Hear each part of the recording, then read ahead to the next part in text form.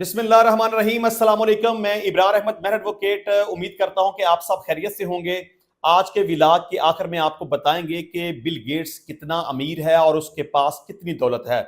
اگر Bill Gates روزانہ $10 لاکھ خرچ کریں تو انہیں پوری دولت خرچ کرنے میں کتنا وقت لگے گا۔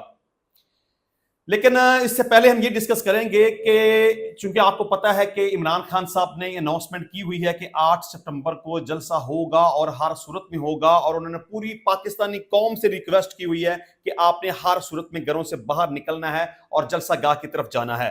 انہوں نے یہ کہا کہ کسی بھی صورت میں یہ جلسہ منسوخ نہیں ہوگا، چاہے کچھ بھی ہو جائے۔ اگر کوئی شخص آپ سے یہ بھی کہے کہ عمران خان نے یہ کہا کہ جلسہ منسوخ کر دیا گیا ہے تو آپ نے اس بات کے اوپر عمل نہیں کرنا، آپ نے ہر صورت جلسہ گاہ کی طرف پہنچنا ہے۔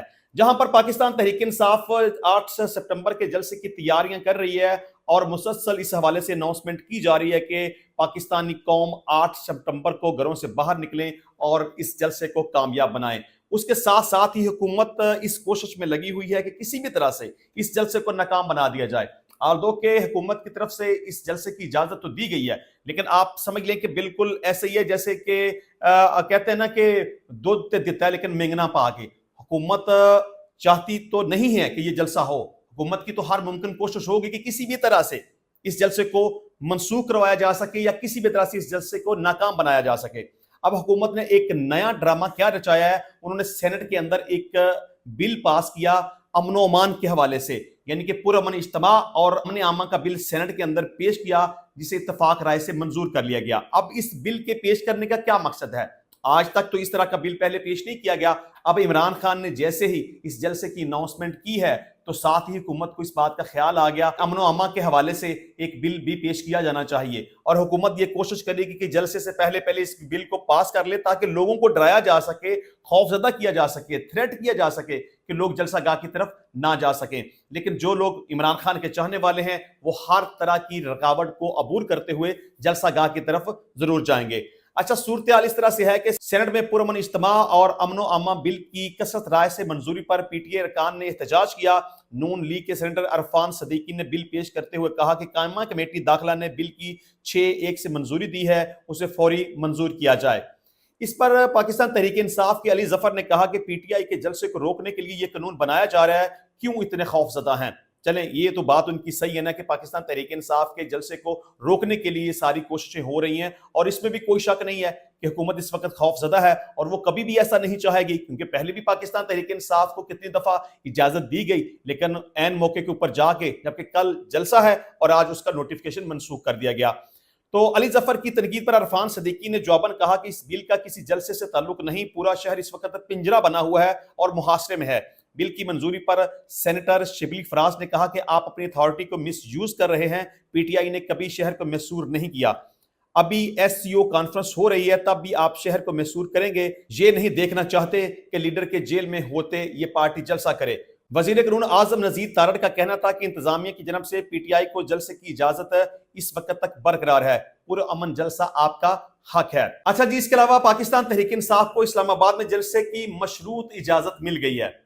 ضلعی انتظامیہ کی جانب سے جاری نوٹیفیکیشن میں کہا گیا ہے کہ جلسہ جی ٹی روڈ سنگ جانی کے کھلے میدان میں ہوگا، جس میں پنجاب اور خیبر پختونخوا سے آنے والے لوگ موٹر وے جبکہ اسلام آباد کے رہائشی نو مرگلہ روڈ استعمال کریں گے۔ نوٹیفیکیشن میں شرائط رکھی گئی ہیں کہ جلسے کے دوران کاروبار یا سڑک بلاک نہیں ہوگی، جبکہ جلسہ شام 4 بجے شروع ہو کر 7 بجے ختم ہوگا۔ انتظامیہ نے کہا کہ منتظمین اندرونی سیکیورٹی کے خود انتظامات کریں گے اور ذمہ دار ہوں گے، شرکاء جلسے کے علاوہ کسی اور جگہ نہیں جائیں گے، شرائط کی خلاف ورزی پر جلسہ انتظامیہ ذمہ دار ہوگی۔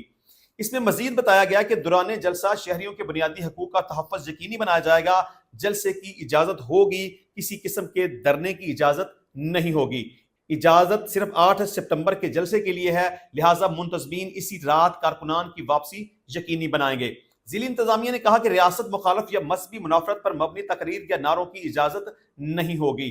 یعنی کہ آپ یہ سمجھ لیں کہ پاکستان تحریک انصاف کو جلسے کی اجازت تو دی گئی ہے لیکن بڑی ہی کڑی شرائط کے ساتھ، لیکن اس کے ساتھ ساتھ پاکستان تحریک انصاف کے کارکنان کو ڈرانے کی بھی کوشش کی جا رہی ہے، انہیں دھمکیاں بھی دی جا رہی ہیں، یا سینٹ کے اندر یہ جو قانون پیش کیا گیا یا کڑی شرائط کے ساتھ ان کو اجازت دی گئی ہے، اس کا مطلب صرف یہی ہے کہ لوگ ڈر جائیں، खौफजदा हो जाएं और जलसा गाह की तरफ ना जा सकें। हुकूमत पूरी कोशिश करेगी कि रास्ते में हर किस्म की रुकावट पैदा की जा सके ताकि ज्यादा लोग जलसा गाह की तरफ ना जा सकें।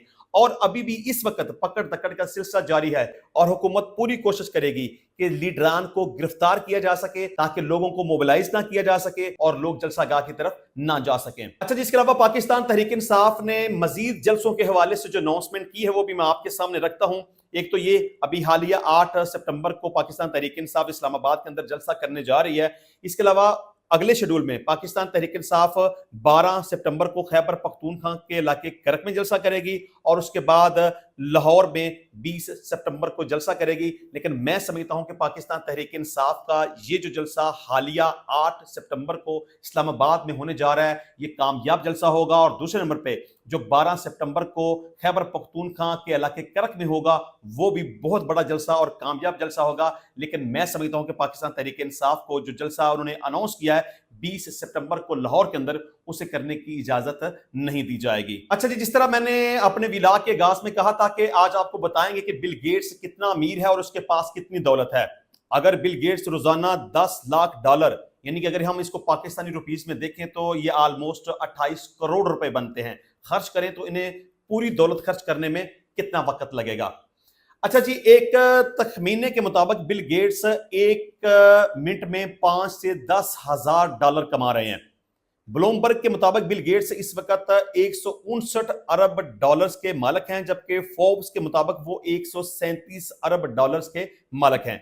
अब ये फर्क क्यों है ये तो मालूम नहीं, मगर ये वाज़ेह है कि वो दुनिया के अमीर 3 अफराद में से एक हैं जो मुतअद्दिद जायदादों, गाड़ियों और एक तैयारे के मालिक हैं।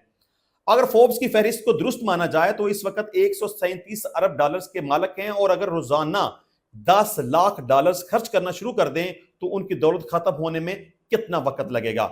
यानी उनकी दौलत में मजीद इजाफा ना हो और बस वो रोजाना 10 लाख डॉलर्स खर्च करने लगे तो उनके बैंक अकाउंट्स खाली होने में कितना वक्त दरकार होगा। इस पर यकीन करना मुश्किल होगा कि ऐसी सूरत में बिल गेट्स को मुकम्मल तौर पर गरीब होने में 345 साल से जायद का वक्त दरकार होगा। बिल्कुल इतना अरसा लग जाएगा और वो भी इस सूरत में जब उनकी दौलत में मजीद इजाफा ना हो, यानी कि बिल गेट्स की जितनी जायदाद है वो उतनी की उतनी ही रहे और उसमें मजीद इजाफा ना हो और वो 10 लाख डॉलर रोजाना इस्तेमाल करें तो ऐसी सूरत हाल में उनको तमाम रकम खर्च करने में 345 साल लग जाएंगे। तो इंशाल्लाह मिलते हैं नेक्स्ट टाइम नई वीडियो में नए टॉपिक के साथ। तब तक के लिए इजाजत दीजिए। अल्लाह हाफिज।